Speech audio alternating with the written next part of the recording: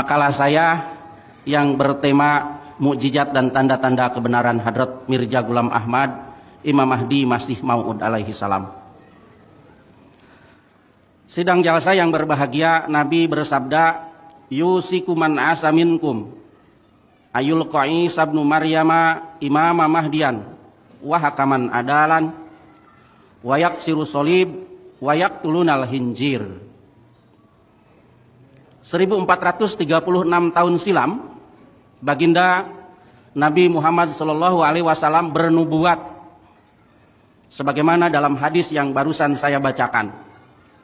Sudah dekat masanya siapa yang dipanjangkan umurnya di antara kamu akan berjumpa dengan Isa ibnu Maryam Imam Mahdi hakaman adalan. Ia akan memecahkan salib dan membunuh babi. Diriwayatkan oleh Musnad Ahmad bin Hambal jilid 2 halaman 156. Dan dalam hadis lain Rasulullah bersabda, "Demi Allah yang diri saya berada di tangannya, sungguh Isa bin Maryam benar-benar akan turun di antara kamu sekalian sebagai hakim yang adil. Kemudian akan mematahkan salib, membunuh babi, menghabisi peperangan, dan melimpahlah harta benda." Hadis riwayat Bukhari dan Muslim. Di tanah air, alim ulama yang tergabung dalam Nahdlatul Ulama dan Muhammadiyah sama-sama meyakini kelak pada akhir zaman akan turun Nabi Isa ibnu Maryam alaihi salam. Ulama-ulama yang tergabung dalam NU mengatakan, kita wajib berkeyakinan bahwa Nabi Isa itu akan diturunkan kembali pada akhir zaman nanti sebagai Nabi dan Rasul yang melaksanakan syariat Nabi Muhammad sallallahu alaihi wasallam. Dan hal itu tidak berarti menghalangi Nabi Muhammad sebagai nabi yang terakhir. Sebab Nabi Isa hanya akan melaksanakan syariat Nabi Muhammad sallallahu alaihi wasallam, sedangkan mazhab 4 pada waktu itu hapus, tidak berlaku. Ini di dalam kitab Ahkam Al-Fuqaha edisi 2007 halaman 47-48. Sedangkan para ulama yang tergabung di dalam Muhammadiyah mengatakan tentang kedatangan Tuhan Yesus ke dunia kembali, memang rata-rata kaum muslimin mempercayainya. Hal kepercayaan muslimin tentang kedatangan Yesus ke dunia lagi itu demikianlah. Sungguh baginda Nabi Isa akan turun ke dunia lagi pada akhir zaman, dan beliau itu akan menghukum dengan syariat Nabi Muhammad SAW, tidak dengan syariatnya. Karena syariat Yesus itu telah terhapus sebab sudah berlalunya waktu yang sesuai untuk menjalankannya. Maka kedatangan Yesus itu nanti menjadi sebagai khalifah atau pengganti Nabi kita di dalam menjalankan syariat baginda Nabi kita Muhammad SAW pada ini umat.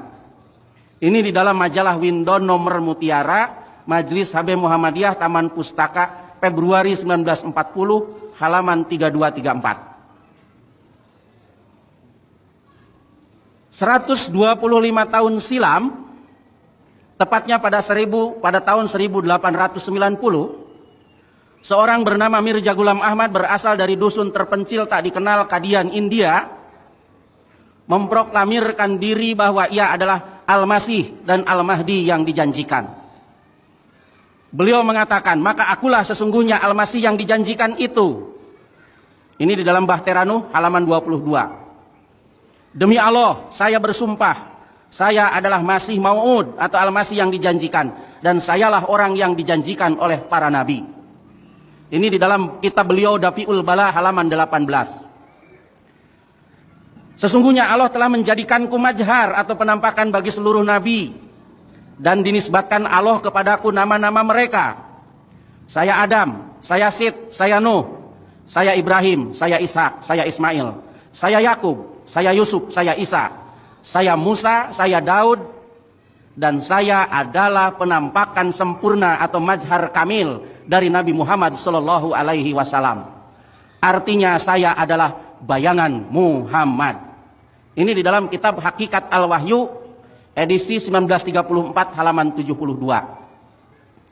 Dan beliau berkata lagi, "Dan sungguh aku telah diutus pada awal abad ini yang diberkati Tuhan untuk menyatukan agama Islam dan menolak apa yang menyerang kitab Allah dan sebaik-baik manusia, dan memecah tongkat orang yang durhaka, dan menegakkan dinding-dinding syariat, serta aku telah menjelaskan dengan gamblang dan berulang-ulang kepada umat manusia, aku adalah Al-Masih dan Al-Mahdi yang dijanjikan.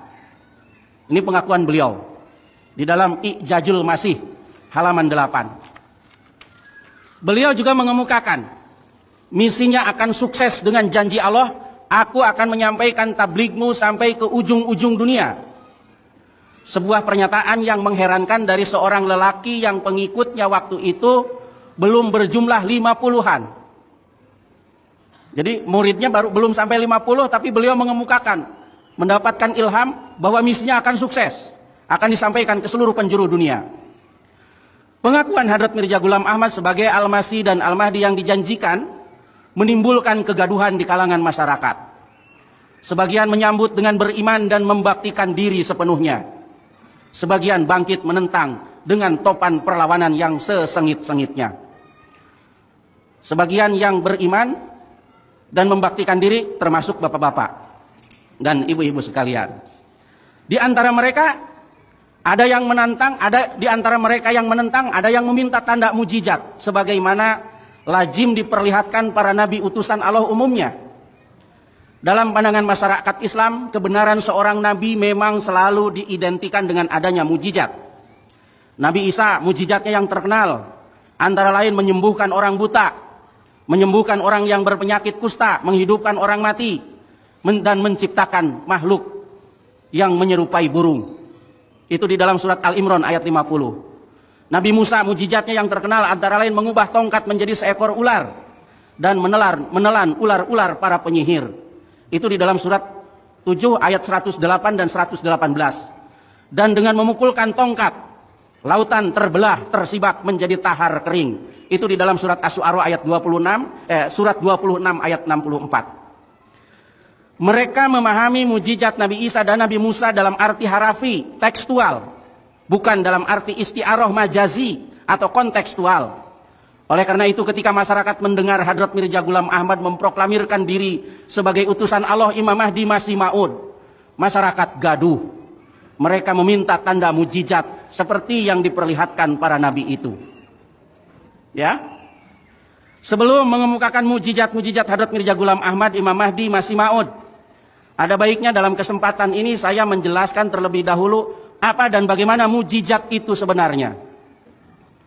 Sidang jalasa yang berbahagia, di dalam Al-Quran tidak terdapat kata mujizat. Al-Quran tidak menggunakan istilah mujizat untuk keistimewaan-keistimewaan yang diberikan Allah kepada para nabi. Istilah yang digunakan Al-Quran untuk keistimewaan-keistimewaan para nabi adalah bayyinat, keterangan nyata. Seperti di dalam surat 10 ayat 14, surat 7, surat Al-A'raf ayat 102. Atau ayat tanda-tanda. Seperti di dalam surat Al-Imran, surat yang ketiga ayat 50 dan surat Ibrahim, surat ke-14 ayat 6. Keistimewaan Nabi Isa menyembuhkan orang buta, berpenyakit kusta, menghidupkan orang mati, dan menciptakan makhluk yang menyerupai burung. Di dalam Al-Quran disebut ayat. Bukan mukjizat tetapi ayat.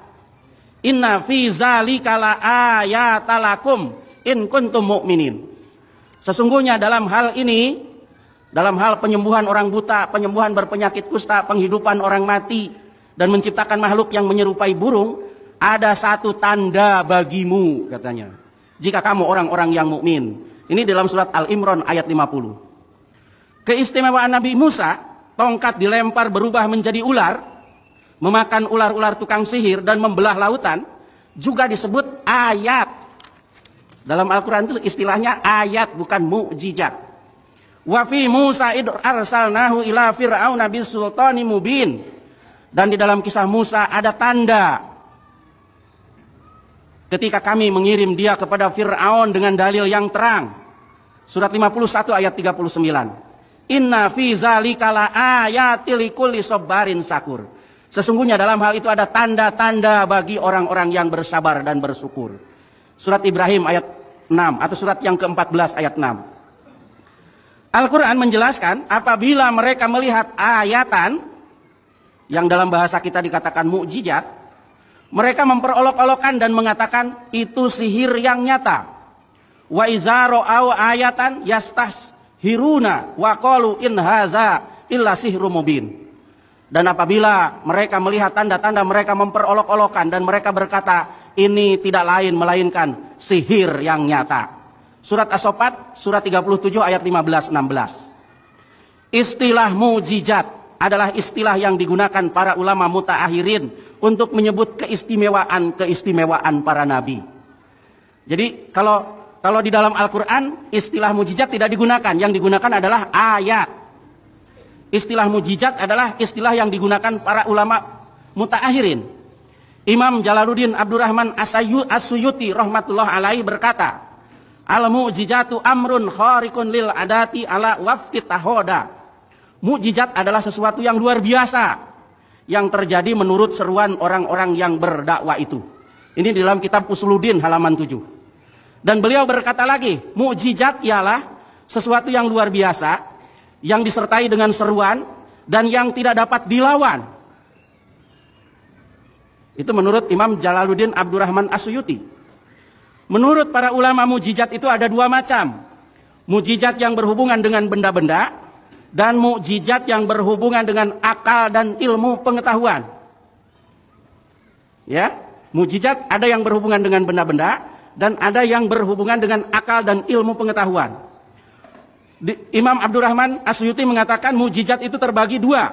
Satu, mukjizat yang berhubungan dengan perkara-perkara yang dapat diketahui dengan panca indera, dengan mata. Dua, mukjizat yang berhubungan dengan akal dan ilmu pengetahuan. Oleh karena Bani Israel adalah suatu kaum yang kurang akal dan kurang ilmu pengetahuan, maka kebanyakan mukjizat yang telah diberikan kepada mereka itu ialah yang dapat diketahui dengan panca indera. Tongkat berubah jadi ular. Orang mati berubah menjadi orang hidup. Dan oleh karena umat Nabi Muhammad mempunyai akal yang tajam dan pikiran yang waras, maka kebanyakan mukjizat yang diberikan kepada mereka itu ialah yang dapat diketahui dengan akal dan ilmu pengetahuan.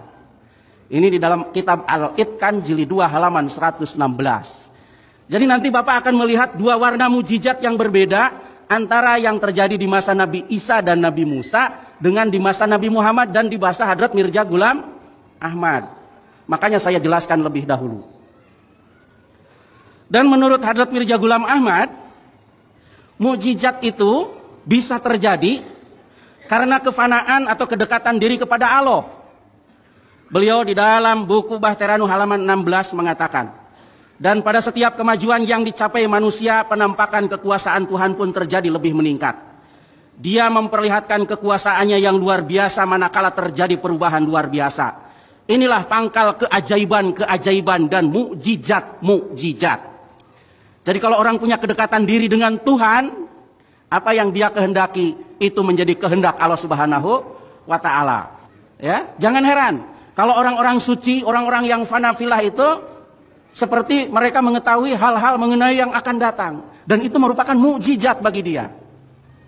Sekarang, mari kita kembali ke tema pokok bahasan kita, mukjizat dan tanda-tanda kebenaran Hadrat Mirza Ghulam Ahmad Imam Mahdi. Namun sebelum itu perlu juga disampaikan di sini mukjizat-mukjizat Hadrat Mirza Ghulam Ahmad tidak seperti mukjizat Nabi Isa dan Nabi Musa berkaitan dengan benda. Spontan dapat disaksikan dengan indera mata, tidak, Pak.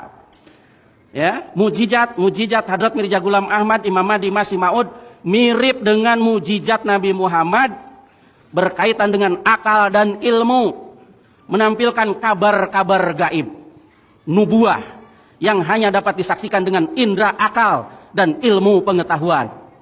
Jaraknya lama, tapi terbukti menjadi benar dan orang bungkam karena melihat kebenarannya. Hal ini terjadi karena perkembangan inteligensi manusia dan juga karena beliau adalah zil, bayangan daripada Nabi kita Muhammad Sallallahu Alaihi Wasallam. Oleh karena itu mukjizatnya di bawah bayang-bayang mukjizat Nabi kita Muhammad Sallallahu Alaihi Wasallam. Pertama, yang mulia Nabi kita Muhammad SAW menerima wahyu berisi tantangan kepada orang-orang kafir yang meragukan kebenaran Al-Quran sebagai kitab samawi yang diwahyukan untuk membuat satu surah saja yang semisal dengan Al-Quran. Wa in kuntum fi raibim mimma nazalna ala abdina fa'tu bi suratim mim mislih wad'u suhada'akum min dunillahi in kuntum shadiqin.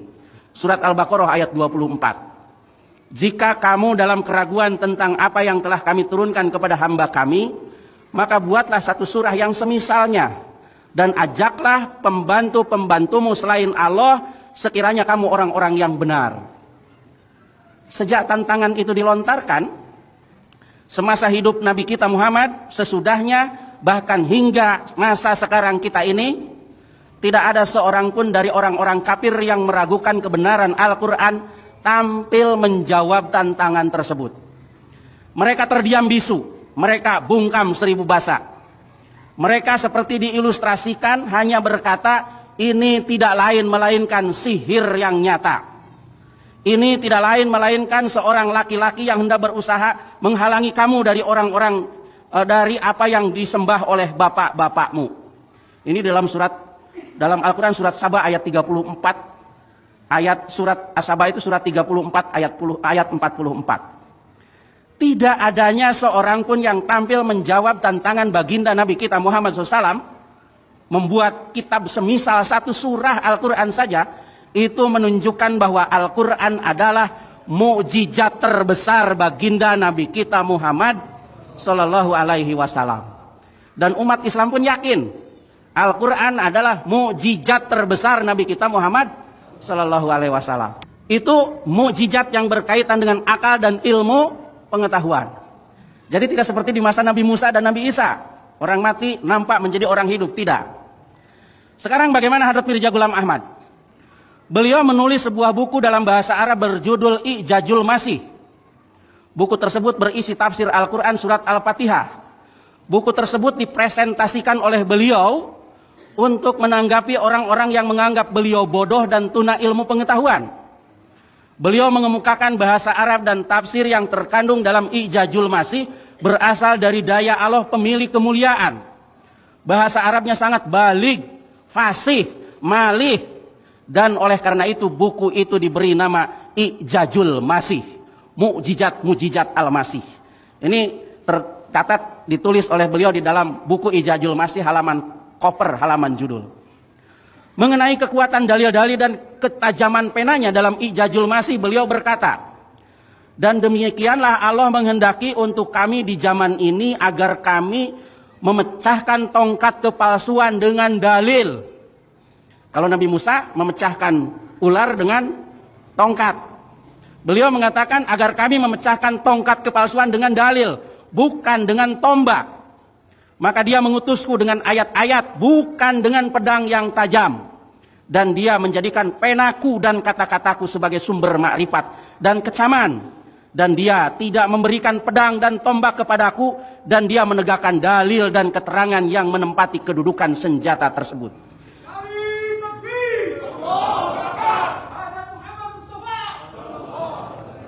Itu di dalam I'jazul Masih halaman 22. Kepada orang-orang yang menganggap beliau bodoh dan tuna ilmu pengetahuan, beliau pun menantang mereka untuk membuat tafsir yang semisal dengan I'jazul Masih sebagai tandingan.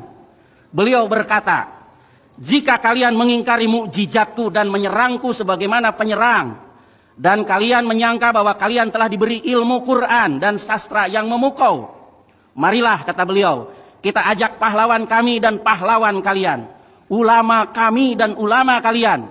Kemudian kita duduk berhadap-hadapan sambil menulis tafsir satu surat dengan spontan, mandiri tanpa minta bantuan. I'jazul Masih halaman 2324. Tidak seorang pun tampil menghadapi tantangan beliau itu. Mereka yang mengaku dirinya guru Al-Quran dan ahli ma'rifat Quran menolak untuk menulis tafsir menandingi tafsir yang beliau tulis dalam I'jazul Masih. Sampai hari ini, Pak, Hadrat Mirza Ghulam Ahmad memang sudah meramalkan orang-orang yang selama ini menganggap beliau bodoh, tuna ilmu pengetahuan, tidak akan sanggup menulis tafsir Sab'ul Masani, 7 ayat yang diulang-ulang di dalam surat Al-Fatihah. Beliau mengatakan, wa man kana yaz'amu nafsahu annahu huwal alimu rabbani falaisa alaihi ba'azizi ayyaktuba tafsirosab ilmasani ma'ari ayati milhil adabi wasawarodil ma'ani. Dan siapa saja yang merasa dirinya seorang alim dalam ilmu ketuhanan, maka ia tidak akan mampu menulis tafsir Sab'ul Masani, 7 ayat yang selalu diulang-ulang dari surat Al-Fatihah, dengan menjaga kebagusan sastra dan bahasa yang menyimpang dari aturan. Jadi beliau sebelumnya sudah meramalkan, kalau tantangan beliau itu tidak akan ada satupun yang mampu menjawab tantangan beliau itu. Dalam pengantar bukunya beliau bahkan sudah mengatakan, fa innahu kitabun laisa lahu jawabun.